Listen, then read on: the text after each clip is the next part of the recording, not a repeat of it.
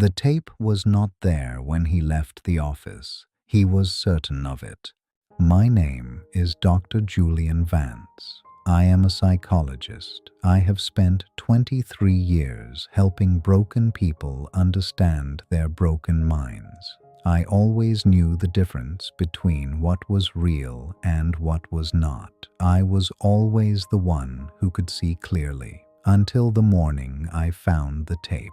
It was a Monday, early, just past 7. I arrived before anyone else, the way I always did. Coffee, files, silence. I sat at my desk and I saw it. A small cassette tape sitting in the center of my desk. No label, no note, nothing. I looked at the door, locked. I looked at the window, closed. I put the tape into my old cassette player, pressed play. A voice came out, my voice, but saying things I had not said yet. It described my morning perfectly. The coffee I had made, the file I'd opened first, the way I had sat down, things that had already happened, things nobody could have known. And then, at the very end of the recording, the voice said one sentence that turned my blood completely cold. You still think about Michael Reeves. 10 years, and you think about him every single day. How long before everyone else finds out what you did? I pressed stop. I sat completely still. Michael Reeves. A name I had not spoken aloud in 10 years. A name I carried silently every single day. For the first time in 23 years, I did not know what to think. I told myself it was a patient, someone unstable, someone with a grudge. I reviewed files all morning. I made a list of suspects, 3 names. I felt better with a list. Lists meant control. Control meant I was still the one who understood what was happening. That evening I stayed late, going through recordings, looking for clues. At 8:30, I stood up to leave. I passed the mirror by the door. I raised my right hand. My reflection raised its right hand. Normal. I turned to leave, and in the glass, just at the edge of my vision, I saw my reflection turn its head. A half second after I had already stopped moving, I spun back. My reflection was perfectly still, perfectly normal, perfectly me. I stood there for a long time. Then I turned off the light and told myself I was just tired. I did not sleep well. Michael Reeves came into my thoughts the way he always did when I was under pressure. He had been my patient 10 years ago. Brilliant man, deeply troubled, suicidal thoughts, severe depression, complete isolation. He trusted me completely, and I had been distracted. My marriage was falling apart. My reputation was under pressure. I missed something critical in his sessions, something a more present doctor would have caught immediately. Michael attempted suicide 3 months into our work together. He survived, but only barely. He moved away afterward. I never heard from him again. I filed the paperwork, wrote my notes, closed the file, and carried the weight of it quietly inside me every single day since. That morning, I arrived at the office early. The tape was gone, but in its place, a single line written on paper in the center of my desk, in my own handwriting. Day 3. You are checking on Dr. Marsh now. You still think she knows. I had not written that. I was certain, but I was becoming less certain of everything. I started investigating everyone. My colleague, Dr. Marsh, my assistant, the building security guard. I watched faces, analyzed conversations, looked for anything that did not fit. Everyone seemed completely normal. That evening, I had a session with my patient Rose. She suffered from the echo, the condition where patients hear their darkest self-criticisms spoken aloud by strangers around them. Halfway through the session, she stopped. She looked at me with a careful expression. "Dr. Vance," she said quietly, "can I say something outside our usual session?" "Of course," I said. "You look like someone who is hearing the echo yourself." I kept my face very still. "You look like someone hearing something others cannot hear," she said softly.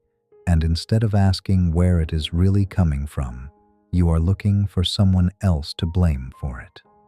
She looked at her hands. "That is what I always did, before I understood that the voice was always mine." I thanked her. I ended the session professionally, and I sat alone in my office for a very long time afterward, not moving, just sitting with what she had said. I went back through everything, every piece of evidence I had collected. I laid it out logically, the way I would with a patient, and slowly, with the specific horror of a man who already knows what the evidence means, I began to see it clearly. The tape had described my morning perfectly because I had made the tape, my own voice, my own hands. Sometime before I arrived, in a state I had no memory of, I had recorded it myself, the note in my handwriting, because it was my handwriting. Because I had written it, the reflection moving a half-second late, because a mind under extreme guilt perceives time differently, not the mirror, me. I opened a new file on my desk. At the top, I wrote 2 words, "Patient Julian."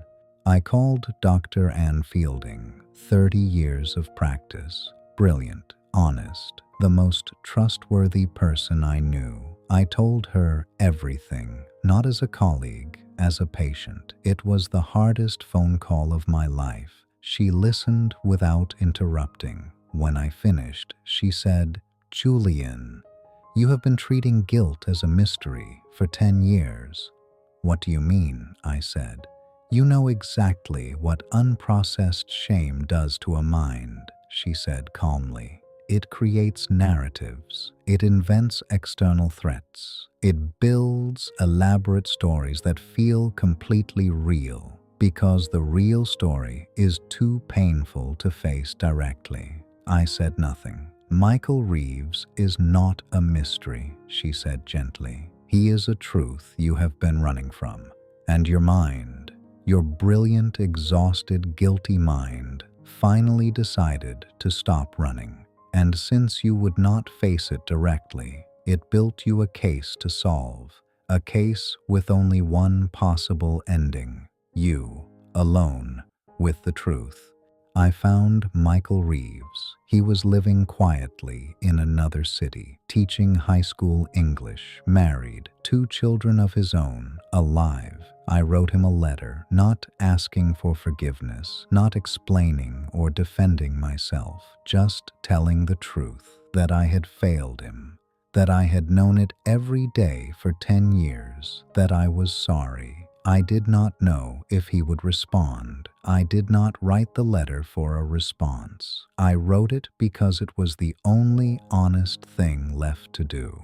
That evening, I passed the mirror by my office door. My reflection moved perfectly, perfectly in time, perfectly still when I was still, and the office was quiet again, the way it used to be, before the tape, before the mystery I had built for myself, before I finally stopped running. The mind is the most powerful storyteller in the world. When we refuse to face something painful, it does not disappear, it goes underground, and from underground, it builds, it creates distractions, it invents enemies, it constructs elaborate mysteries with suspects and clues and investigations to follow.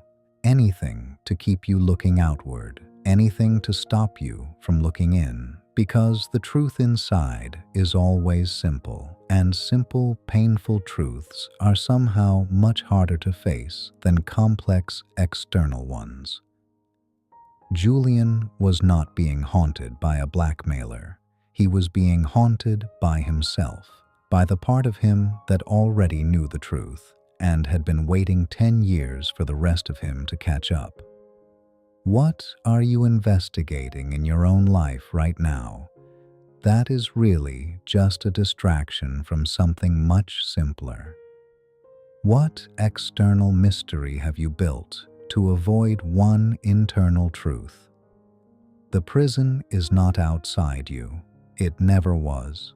Is there something you have been running from? A truth you keep burying under distractions and explanations? You already know what it is. You have always known. The only question is, how much longer are you going to keep building the mystery instead of just facing the truth?